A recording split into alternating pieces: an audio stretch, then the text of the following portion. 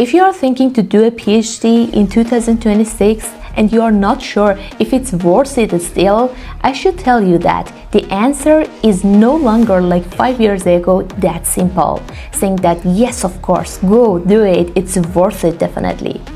In today's world, this can cost you years if you are doing it without the awareness I want to give you in this video.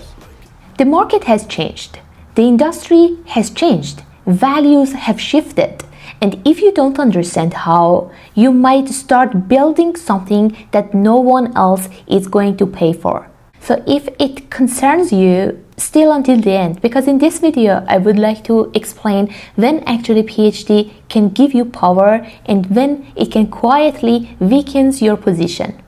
Let's go through the journey. Previously, a PhD was signaling one thing, expert, but nowadays it's signaling a potential, but at the same time maybe a risk. The risk of being overqualified, being expensive, and risk of leaving fast.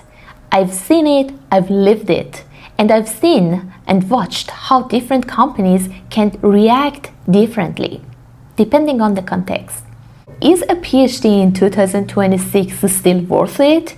It depends on one single thing, alignment. Is the role deeply connected to your field?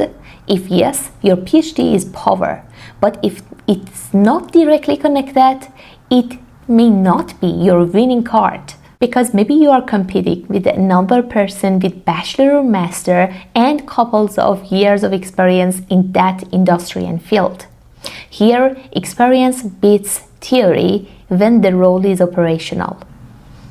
But don't worry, because industry is fragmented.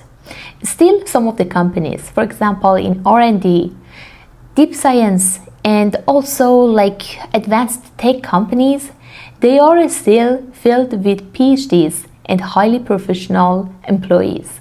There, in fact, your degree is comfort. It ticks the box for them and make their life, those hiring managers, easier for you.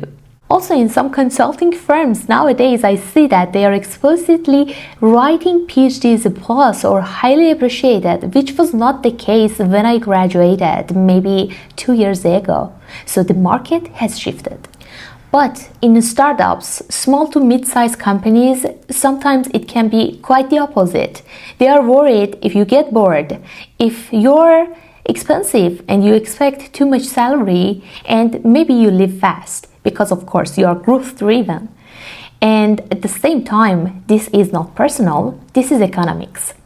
So my friend, PhD in 2026 wins if you don't sell it as a degree, but you sell it as the ability to problem solve under uncertainty, resilience, the ownership and also strategic thinking that you developed throughout the years of PhD life. So if you walk in and say that I have a PhD, that's weak positioning. But if you walk in and say that I know how to solve complex problems end to end, that means leverage.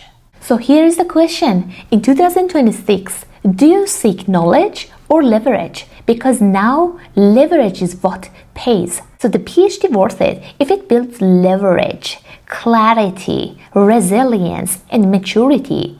So the PhD, just as the 3 letters after your name, won't reward you anymore in 2026.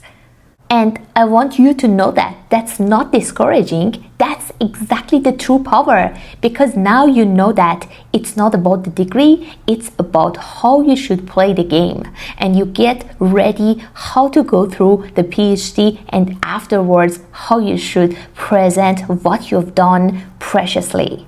So in the next video, if you haven't yet started your PhD and struggling to find out if you have to do it, or you are in the middle of PhD and you want to get more clarity, next video I want to talk about some serious things that we need to face when we want to start or thrive during our PhD journey.